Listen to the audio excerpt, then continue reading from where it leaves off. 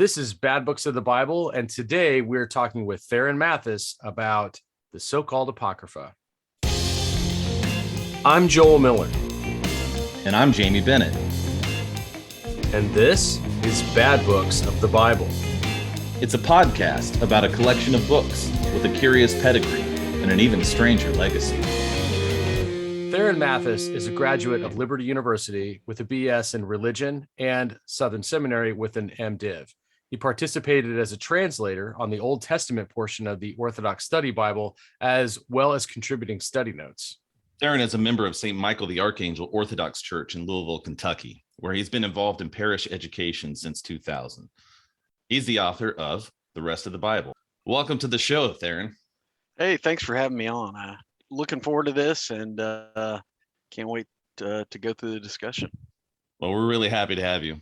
Well, let's start with the obvious. Okay. So how does a graduate of Liberty University and Southern Seminary, they're both Baptist schools, right? Right. How do you go on to write a positive book about the so-called Apocrypha? You know, probably the best answer is I just became Orthodox. And Okay. I guess that's part of the answer. Just to give you a kind of a brief synopsis of even how I stumbled into Orthodoxy, you know, obviously going to two Baptist schools, fairly indoctrinated, grown up Baptist. What happened? Well, it was really, I had a deep interest in church history. That's part of it. And then when I got to seminary, just started wrestling with a lot of issues over authority and what is the church, and began to read kind of deeply of especially the earliest church fathers like St. Ignatius and some of those men.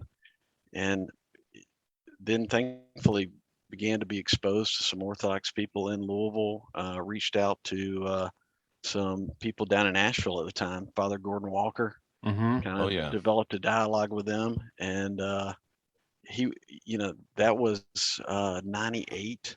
And so that was even before like everybody was comfortable with email. So we actually wrote handwritten letters back and forth to each other. Oh my goodness. Which was interesting. That's like the 18th century. It is. And so that's kind of, you know, became Orthodox.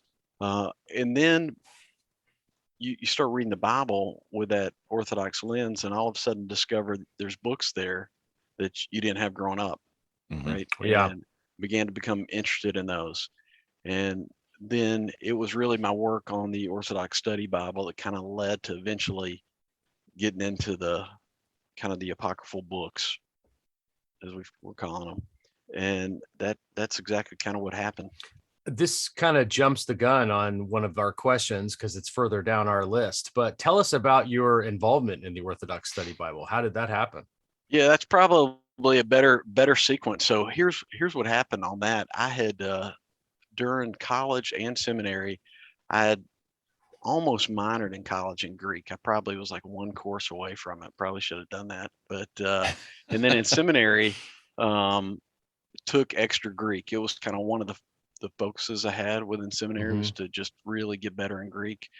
I had a teacher that I'd kind of let him know that I was interested. I didn't really tell him I was kind of on the path to orthodoxy, but talked a little bit with him about the Septuagint. And we actually did kind of a side, come to his office, let's read the Septuagint together. Wow.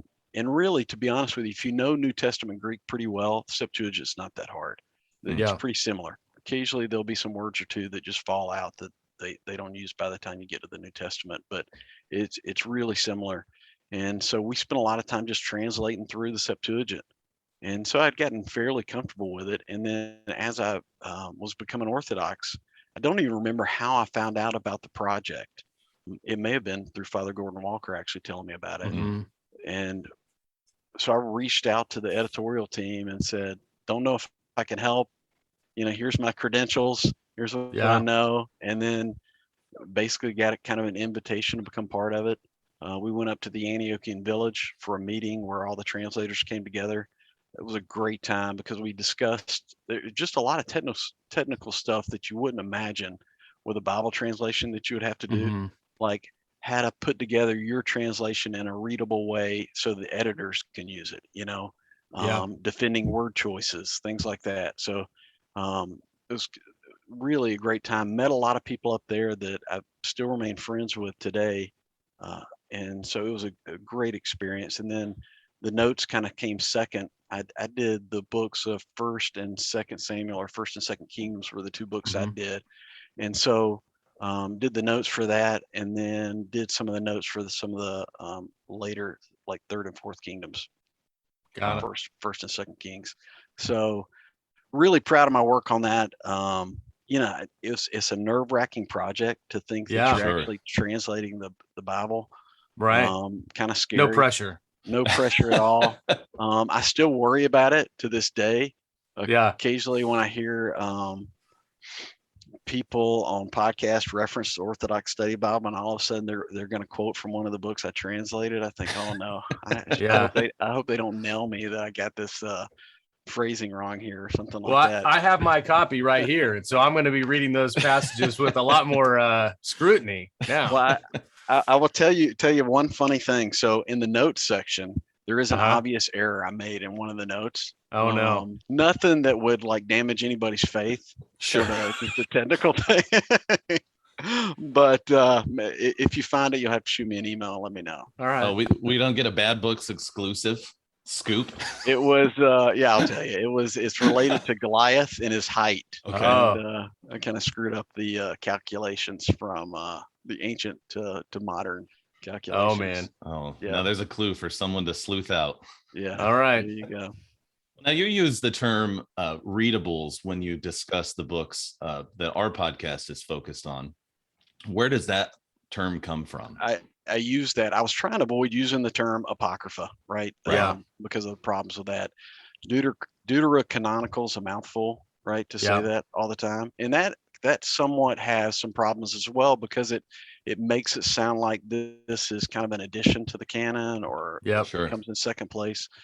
So I found St. Athanasius has a passage in one of his festal letters where he recommends the reading of these books, especially to catechumens and people that are new to the faith.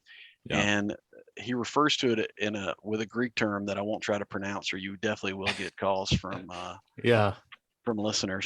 But basically it means books that are worthy to be read, or the books that should be read on a regular basis. And so the best way to kind of make that an English word, I just use readable. And so that's kind of where I came up with that term. That word. What I find fascinating about that is that Athanasius, he doesn't consider these books suspect or problematic. He actually wants catechumens, in other words, like newbies, to be reading these books. So what is it particular to these books that's so great for catechumens, for newbies to be reading? I think they're surprisingly practical on one hand. So you got Wisdom of Sirach, which is amazing. It tells you basically how to live. I mean, in step-by-step directions. But then also you have a lot of heroic tales, especially at that time. You know, they were still in danger of martyrdom, right, during Athanasius' time. And so there's multiple stories of martyrs, especially like we'll talk about with First Maccabees. I mean, those are even lauded today in the church as examples of martyrdom. And I think that's why it was so important for the early Christians when they read these books. They realized they had kind of a common heritage with people for centuries. And then you've got other themes that are really important to Orthodoxy, where things that come up like fasting, almsgiving, regular prayer shows up a lot in these books. So it becomes it is a very practical part of the Old Testament. Yeah. I was also curious what you might have to say about how we can use this in parish education. You know, I also work with the catechumens and inquirers at our church, and you know, I've never recommended, hey guys, you need to go read these books. So I'm curious, how can we use this in our daily devotional life and in our parish settings in general? So I love Sirach. I know I mentioned that before, and I'll probably talk about it later, but it's so practical. I often refer to it as like Proverbs on steroids. Yeah. And it's something that I think is easily, you can point that to people, just especially if you've got somebody coming from an evangelical background that has read Proverbs. And, you know, a lot of people in the evangelical world sometimes go through a discipline where they read a chapter of Proverbs a day for a month. Oh, sure. Right. So if they've got that kind of habit, this Syriac's a great one to recommend. I know whenever I have to do adult teaching, a lot of times I will try to pull stories occasionally out of that. And part of it's because they're not as familiar to people. Everybody Yeah. knows some of the stories out of Genesis and the early parts of the Old Testament. But it's nice to kind of pull some of those out just to kind of broaden the analogies that we have or the examples that we have for the faith. It is true that when you're in a Sunday school setting or something like that, and people feel like they already know the story, it's easy to zone out. Yep. And if you can surprise them with something they haven't heard, that's that's going to like put them on the edge of their seat. And in some cases, those stories really are edge of the seat, like, yeah, they are. Yeah. First Maccabees, it's like, one adventure to the next all the way through.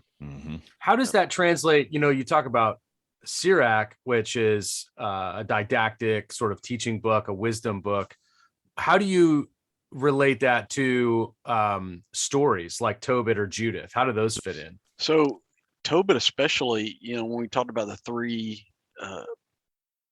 elements, especially in our liturgical life around Advent or Lent, especially, the prayer, almsgiving, and fasting. I mean, that shows up a lot in that book. Yeah. And so it's a great one, I think, to recommend even reading during Lent because of that. Yeah. And so, and you see that show up in Sirach too. That gets mentioned multiple times. So for whatever reason, a lot of that Jewish piety started to kind of solidify around those three elements during that period of time. And so it's not that surprising once you get to the New Testament that those become kind of watermarks of the faith. Yeah, that's fascinating because I think it's not so clear in the earlier Old Testament. That's not emphasized in that way. And so when you get to the New Testament, it might feel like this is something new, but it's not something new. It's a carryover from Judaism. Exactly.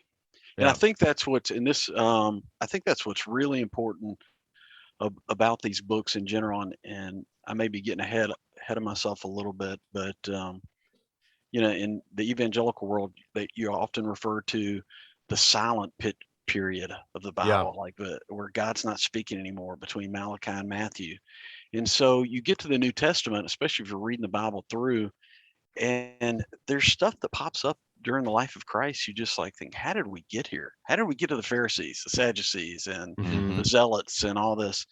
And especially in Maccabees and a lot of historical books fill in those gaps. You read those and you go, okay, I see exactly what happened here. I see exactly where we got, why there's kind of a Pharisaical party in the New Testament, because you had a group of guys that were probably terribly afraid of going back and abandoning the faith. Now, they may have taken it too far and become kind of so rigorous that they had lost kind of the meat of the mercy part of the Old Testament.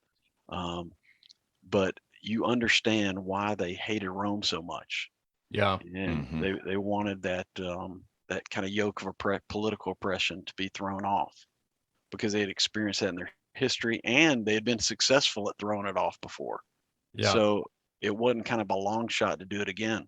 Yeah, I hadn't even thought of that, but that's a good point. When you think about the Zealots and their response to Rome, the idea there would be like, how on earth do you think that you're going to triumph against like Rome? I mean, the greatest power on earth at this time. Well, because you just did it a couple hundred years before. Yep. And you set up your own dynasty. It's just, it really is amazing. When you think about the Greek Empire, and you have this little corner of the Middle East, not many people at all, almost do like guerrilla warfare, taking over their land once more. It's a big difference to go from discovering these books and enjoying these books and teaching these books to writing a book about these books. I mean, writing a book is not an easy thing.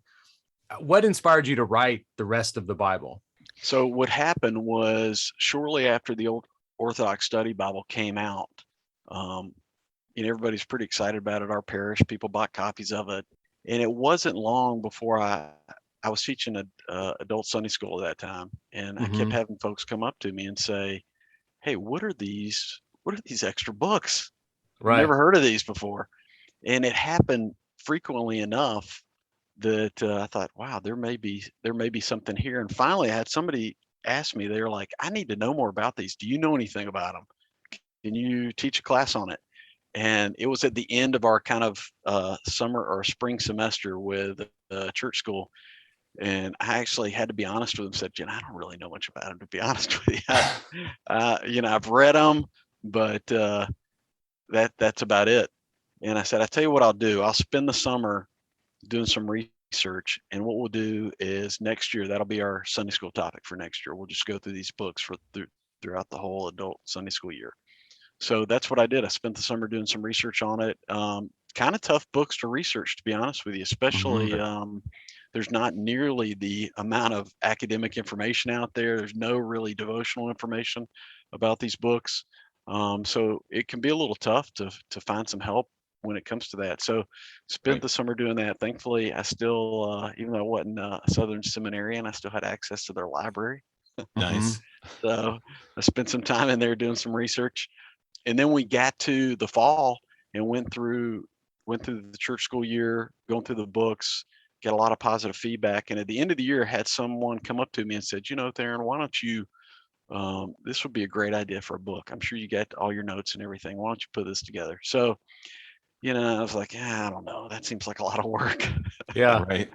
And he made the comment to me multiple times. So finally I thought, yeah, okay, I'll just attempt it. Reached out to, it was Conciliar Press at the time, now Ancient Faith Press, sent them a note and said, hey, I got an idea. Would you be interested? And they said, why don't you write a couple chapters for us and send it to us, and we'll see what happens. Nice. And so that's kind of what I did. And then they said yes, and then I had to grind it out the rest of the way and put it together. Well, it's a great introduction. It's one of the introductory books that we always recommend people use because it's just so accessible. Well, I appreciate that, and that was part of the purpose. I tried to make it not academic in the sense where you needed a seminary degree to read it. And then also I wanted it to be practical in the sense that it connected to the church. So, you notice when you read it that I give kind of a summary of the book, but then I try to spend as much time as possible talking about where the church fathers reference these or how it shows up in our liturgical life. Right. And so I think that's real important as Orthodox when we read any scripture. Sometimes it's hard for Christians, I think, to connect to the Old Testament. Yeah. What do you tell Christians who feel culturally distant from the Old Testament? Yeah, culturally distant is a great term for it. But in some ways, we're culturally distant from the New Testament, right? Sure. Yeah. True. Yeah. But it's just they're more familiar to us because if you've been a Christian at any time of any stripe, you know the life of Christ pretty well, right? Yeah. And that's where the focus a lot of times is, or on the letters of Paul, and just kind of ignore the Old Testament. I mean, a lot of times as Christian groups, I wonder if we're not Marcionites a little bit. Right, we're like you practical got the God of the Old Marcions. Testament, right? One of the encouragement is just to read it, but then also to read it with an eye to look for Christ. Yeah. And I think that helps tremendously. And it's definitely something you need help with. I think not reading the Old Testament without a guide can be difficult at times. Yeah. I think that's a benefit and the beauty of a study Bible where you got decent notes.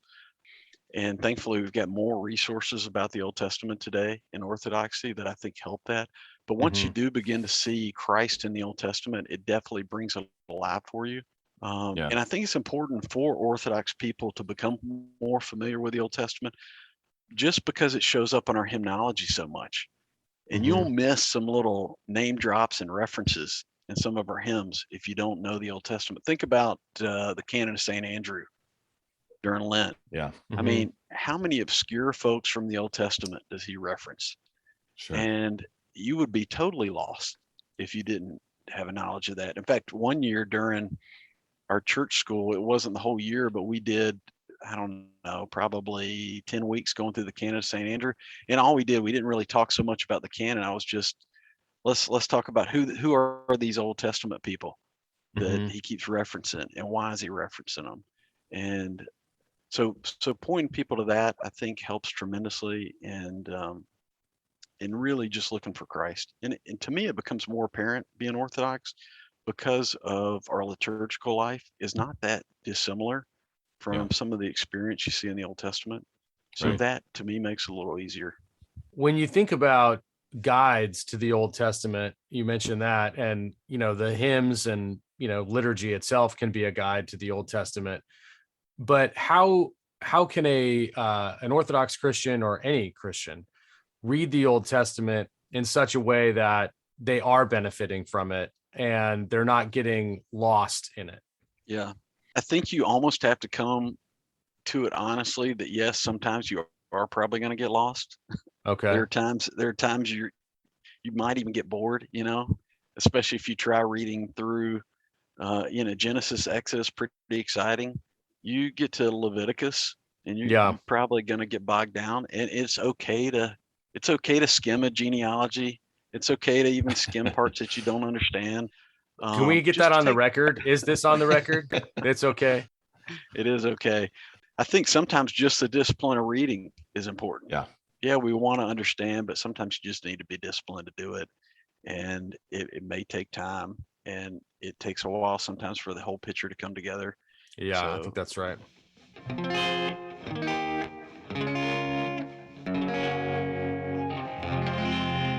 Now I want to shift to First Maccabees in particular from the Old Testament. And, the father of the Maccabean brothers, Mattathias, I'm wondering, is there a connection to your name?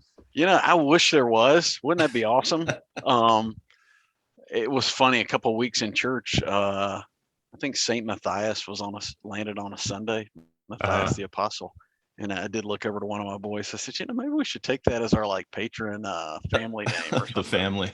But Matthias would be great as well. And to be honest with you, I don't even know if Mathis is my official really last name. I've done some genealogical research on it, and couldn't get further back than the 1820s. And depending on the census, sometimes it's Matthews. Sometimes it's spelled with 2 T's or so who knows? I don't know if I had a bunch of illiterate family members that didn't know what to tell the census taker, or he just gets to the name. So that's great. I don't know. So speaking of First Maccabees, what surprised you most about First Maccabees when you first read it? It is I think how it put together the pieces of that what sometimes is called the intertestamental period, right? Right. Yeah. Those 300 years. Because you saw really almost the end of the Persian Empire to when Rome kind of enters the scene, especially in First Maccabees. It was amazing to me how many left the faith, and maybe it shouldn't have been a surprise because in the Old Testament you always only see a remnant, right? Yeah, and that's exactly what took place here. Was a remnant that fought back. It was surprising in a way, even though I kind of knew it historically just from history classes. That they were able to win against the Greeks, but as we talked about earlier, that's kind of shocking in a way. Yeah. It helps, I guess, that the Greeks couldn't get their stuff together and they were fighting amongst themselves. Right. That does. If Alexander had still been around, it'd probably been a different issue, right? Yeah. If you had to pick a favorite story out of First Maccabees, what would that be? So my favorite story is probably out of chapter 6.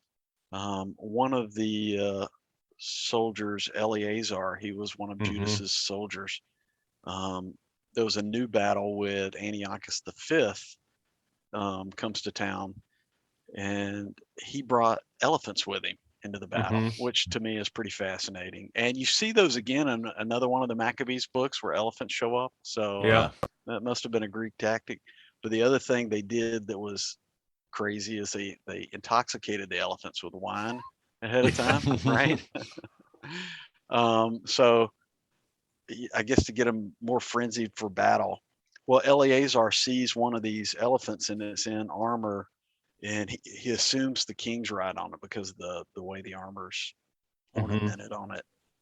And maybe I like this because I've seen too many action movies, but he goes running after the elephant and then slides underneath it, slices the belly of the elephant, kills it. Unfortunately, the elephant collapses on him and he dies. But what they say about him is that he was buried in his own triumph. Yes. the quote Right. from Maccabees, which what a way to go, I guess, if you got to go, right? Put that on the headstone. Oh, that would be great. And I'm just amazed that nobody's made a movie of the Maccabees, to be honest We've with you. talked about that. It is like such a cinematic book. It is. I'd heard rumors at one point that Mel Gibson was looking into it, and there were Yeah. like what's a project in place, but apparently that's not gone anywhere. But There was, and Joe Esterhaas apparently was writing the screenplay for it. But I don't know that it got further than that. okay, Yeah, they pulled the plug on it.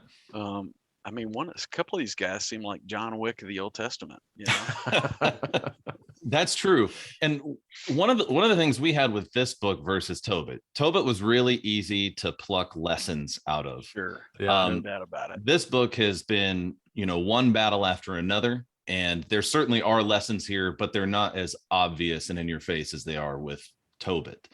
So what's a takeaway that you would hope that everybody would get out of First Maccabees? I think the biggest theme that I get from it is kind of that heroic kind of righteous resistance or righteous heroism. The idea that as a Christian, there's going to be times in your life, and we see it in today's culture as it becomes less and less Christian, or becomes harder and harder to kind of express your faith publicly, that you realize that, there's times where you have to consider the cost and realize that I've got to stand for truth no matter what it may cost me. And you can see why when we talked earlier about how the church fathers in the early centuries recommended these books just because of the potential for martyrdom. This was a great encouragement to those people that, hey, you can do it too. Right. It may happen, and you may have to stand for the faith. The other thing that's important for me personally is, especially in our culture today, there's not great hero stories. I mean, the anti-hero is kind of the one you see on the screen all the time or on TV shows.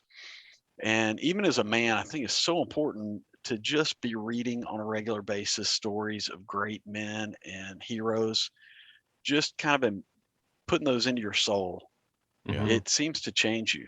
There's something about story in general and embracing, almost putting yourself in that place. I think you start identifying with those. And I think there's you probably can't even put your finger on and say, I learned this, but just by reading these stories, you take some of that heroic element into yourself. Yeah. It becomes part of who you are. I think that's right. It's like basically encoded there in your neurons now as a data point for you to access in a moment of your own trial or your own difficulty to know like, I could respond this way instead. Exactly. So you mentioned martyrdom, and without necessarily like the extremes obviously of what they're talking about, how would you translate that kind of that willingness to suffer to like just daily Christian life? It could be as simple as especially as an Orthodox person, certain times of the year we fast, right? Yeah. Sometimes that makes you look odd, maybe in public settings, right? Especially if you're in a group, and just saying, this is part of who I am, and just committing to the obedience of the church at times, where it may not be easy. And then even just in the face of temptation, it doesn't even have to be persecution by people, right? We're persecuted by ourselves in our own thoughts and the temptations we all struggle with. And there is an element by saying no, you are kind of crucifying yourself. It is kind of like a mini martyrdom, right? When you say no to a passion that you want to give into. And so it's more than just kind of the grand kind of martyrdom scenario. It's a daily martyrdom that we all kind of have to participate in.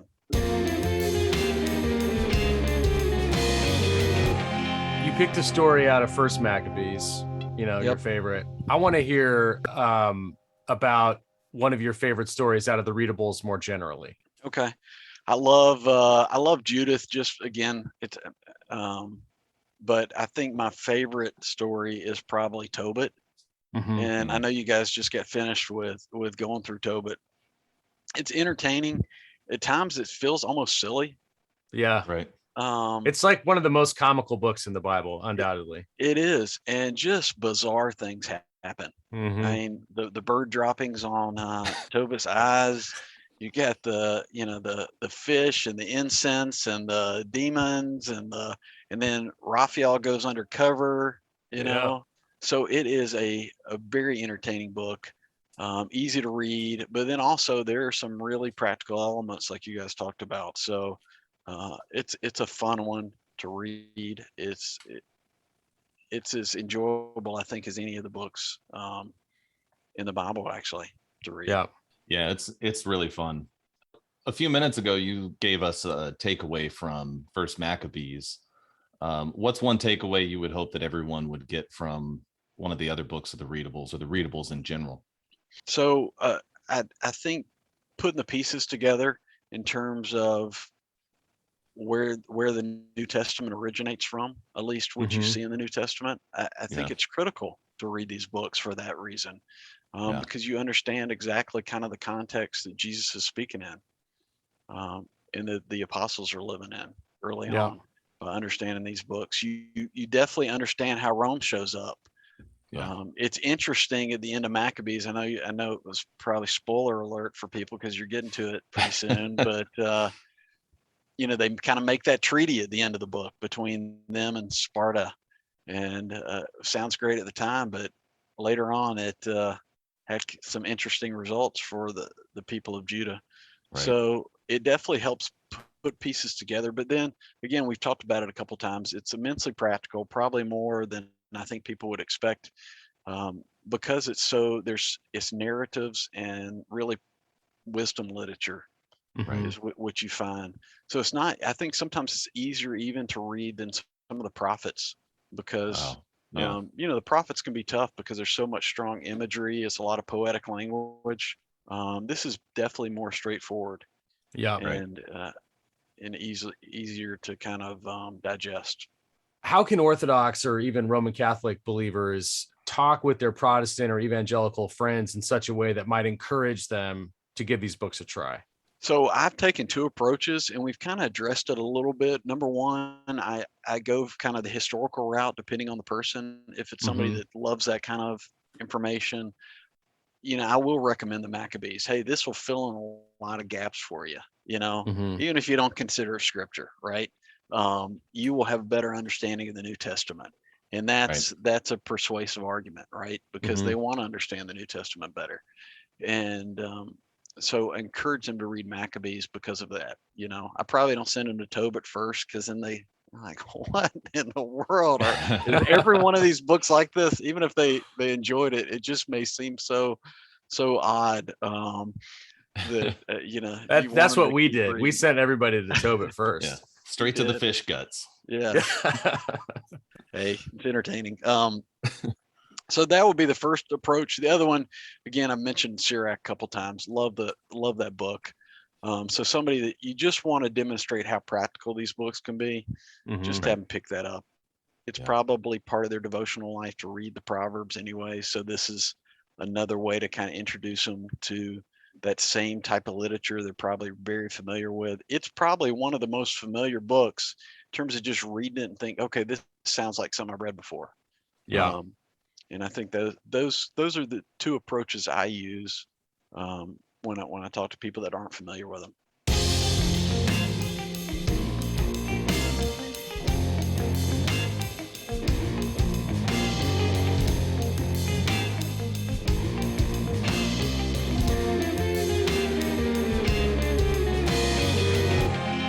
Are you guys going to do the prayer of Manasseh? Is that going to be on your list? Yep. Yeah. Okay. Yeah, that's a good one. Because with that one's great because when you read the story of Manasseh in the Old Testament, I mean, he's a horrible dude. Right. Probably one of the worst, most evil kings in the history of Judah. Yeah. But his story kind of ends there. Yeah. And it is so nice having that prayer of Manasseh. You realize even the most despicable guy probably in the whole Old Testament could be redeemed. There's just Yeah. something about that that's completely Wow. beautiful to me. Yeah. That I mean, he was probably the Hitler, the Stalin of his time, right? The Mao, Yeah. and Right. he was able to. God was able to transform him even at the end of his life. Right. We talked about the Septuagint. That was kind of your introduction to this. in those early Septuagint manuscripts, the prayer of Manasseh floated, sometimes Yeah. it was in one place or another, but it was often just placed as part of Second Chronicles, I guess. Yeah. And it was just attached there. So those readers wouldn't have even realized that somehow was an option, that wouldn't have happened. It was just part of their book. Yeah. Yeah, that's exactly right. The other book that, just talking about books that opened my eyes a lot when I read them, is Esther, because you get all these additions, right? And it's funny because I remember as a kid growing up, one of the kind of points of trivia about the Old Testament is what book never references God or mentions God by name, and it was always Esther. And I'm like, well, now I know they're just reading the wrong version of Esther, right? Yeah. Because there's a lot of prayers. You see Mordecai come out as a whole different. He almost, it fleshes him out a lot. Yeah. He's almost seen in some ways as the hero of the story. Yeah. And So that makes sense too, because if you read Second Maccabees, it refers to Purim as Mordecai's day. So like even those early readers recognized that Mordecai was a more significant figure in that book than is in the usual version that people are reading. Right. Yep. I got into trouble one time because I wrote an article called "You're Reading the Wrong Book of Esther," in which I went through all those editions, and I had an Orthodox guy who had read it, who was a scholar of some kind, and he was really miffed that I said that they were reading the wrong book of Esther. Like, he was not happy about that. He wanted to insist, as is reasonable, that there are two traditions of the text and they're both equally valid, and on and on and on. All of which I agree with, but apparently he didn't recognize that when you write a headline, you're trying to get something a little bit provocative. Yeah, sometimes academics need to spend some time in marketing a little bit. Yeah, it's an eye-opening experience to read the Greek version of Esther, because it's a completely different book with just those additions. Yeah. Yeah, and you know what? Some of the, so I know, kind of even going off outside of the readables, like just the Septuagint in general, like you got the book of Jeremiah is cut up different, right? Yep. So you and do it's run shorter into it's shorter too, right? In the Greek version. Yeah, I think it is. So yeah, you run into some stuff like that I've never taken the time to kind of read both back to back to see if there's a different emphasis by the way it was arranged. But it is interesting how that tradition came to us. In First Samuel, the David story with David and Goliath, all that's a little bit different in the Septuagint. It's shorter there too. The Masoretic is actually longer. It's a little bit more detailed. It is. And then, but there's one part of First Samuel that I love. It's when David does encounter Goliath, and Goliath calls him like a dog or something like that. And his comment, I'm paraphrasing, is almost like, I may be, but I'm about to attack you like a dog. Yeah. That's awesome. So when it comes to the Septuagint, how should a modern reader approach it? Like, for most of us, you hear the word Septuagint, it just sounds like gobbledygook. They don't know what it means. We don't, it's not part of our lexicon. If somebody said, well, it's the Greek Old Testament, they would say, well, the Old Testament's in Hebrew. What are you talking about? Right. How do you introduce people to the Septuagint? Yeah, you do have to almost give a backstory, don't you? You have to tell them what happened, that after the exile, you had a ton of the Jews left and went to Egypt, and they kind of forgot Hebrew. Yeah. But they needed to be able to continue their faith and read the scriptures. And so thankfully there were some scholars that kind of manned up and said, we need to translate this into Greek so that our people can understand and read it. And thankfully they did it, because Greek became the basically the English of the ancient world, right? It was the one language that pretty much you could guarantee everybody knew enough of that they could communicate with each other. Yeah. And it really kind of allowed the apostles to actually spread the Christian faith, because they could take that Greek Old Testament with them anywhere. I sometimes think about that when I think about that phrase, in the fullness of time. Why didn't Christ come earlier? Or, questions that you might get in a Sunday school, or, certainly our kids are asking. And it's, you don't want to get into all the detailed history, but the sort of the infrastructure necessary to communicate the gospel, including things like the Septuagint or Roman roads and all of that, didn't exist earlier. And Right. it was in the fullness of time, turns out to include all of that, like very contingent man-made stuff. Right. And so the Septuagint was definitely part of that, wasn't it? And Yeah. it is it's kind of cool to think about that. The other thing that helps a little bit is when if you ever point people to when Paul quotes from the Old Testament and it doesn't Mhm. quite line up with their, like if they go back and reference it and they're like, wow, it Yeah. doesn't say that exactly. It's because not exclusively, but a lot of times he's quoting directly from the Septuagint version, right? And Right. Yeah. so I think that gives some validity for people that haven't ever considered it. And then the other thing that is helpful is to know that actually our copies of the Septuagint are actually the oldest copies we have of the Old Testament. They're older Yeah. than the Hebrew Masoretic copies. Yeah. So in a sense, they're closer to the originals. You know, and I'm not saying that we shouldn't use the Hebrew to kind of understand the Hebrew behind the Septuagint, because there are places in the Septuagint where they didn't know how to translate it either. Yeah. There's one Right. or two times I ran into that in but even First Samuel where they just transliterated a word because they were just like, Mhm. we don't know what to do with this. Yeah. So the Hebrew's beneficial, but I definitely think to know that the church and the kind of put their stamp on the Septuagint pretty early on, that this is kind of our received text in a sense, Mhm. I think is helpful for us.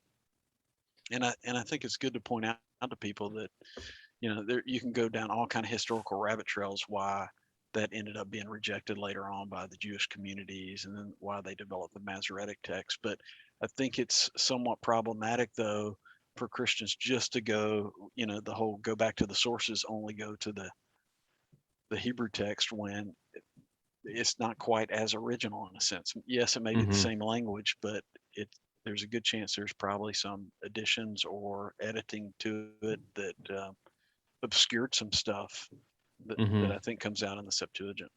Yeah.